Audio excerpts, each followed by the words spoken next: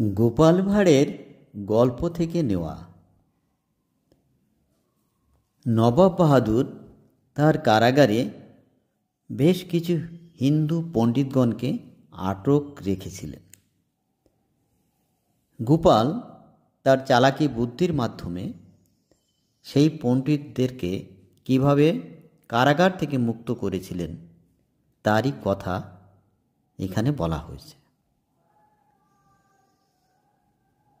নবাব বাহাদুর পেন্নাম। আমি না মাটির নিচে কি আছে তা অনায়াসেই বলে দিতে পারি বাহাদুর সাহেব। আরে বসুন পণ্ডিত মশাই, আসন গ্রহণ করুন, একটু বিশ্রাম নিন। এবার বলুন, মাটির নিচে কি আছে? আপনি তো বলতে পারবেন, আপনি তো পণ্ডিত মশাই। হুজুর আলী, সর্বং সারং খট্টাঙ্গ পুরাণম হিন্দু পণ্ডিতং ন সাক্ষাতং ভূতলং গমনম। আরে এইসব কঠিন কঠিন শব্দ পণ্ডিত মশাই, এর অর্থ কি আমি বুঝতে পারি? সহজ করে বলুন আপনি। অষ্টাদশ পুরাণে এই খট্টাঙ্গ পুরাণ নামে একটা পুরাণের গল্প আছে, কথা আছে, পুরাণে লেখা আছে।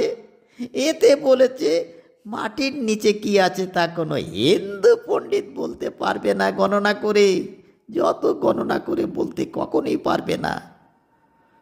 তবে কারা বলতে পারবে গণনা করে মাটির নিচে কি আছে? বলুন পণ্ডিত মশাই, তাড়াতাড়ি বলুন। সে কথা উল্লেখ আছে রাজা বাহাদুর। যবন বা মেলচ্ছং ভূতলং সাক্ষং হিন্দু পণ্ডিতং পৃথিবী তদুতং। অর্থাৎ যবন মেলচ্ছগণ মরবার পরে মাটির নিচে কবর দেওয়া হয়, এটা তো আপনি বাহাদুর সাহেব জানেন। অতএব যবন বা মেলচ্ছগণ বা তাদের পণ্ডিতগণ অনায়াসেই মাটির নিচে কি আছে তা বলতে পারবে।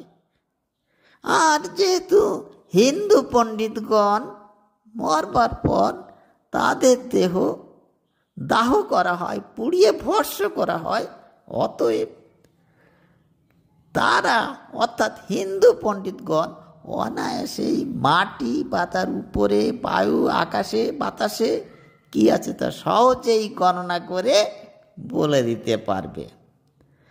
বাহাদুর সাহেব, আপনি অনর্থক কতগুলো হিন্দু পণ্ডিতকে কারাগারে আটক রেখে তাদেরকে বড্ডই কষ্ট দিচ্ছেন।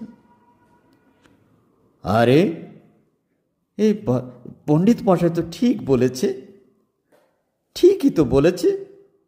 এই কে তোরা কোথায় আছিস? কারাগার থেকে সব পণ্ডিতকে মুক্ত করে দে। ধন্যবাদ।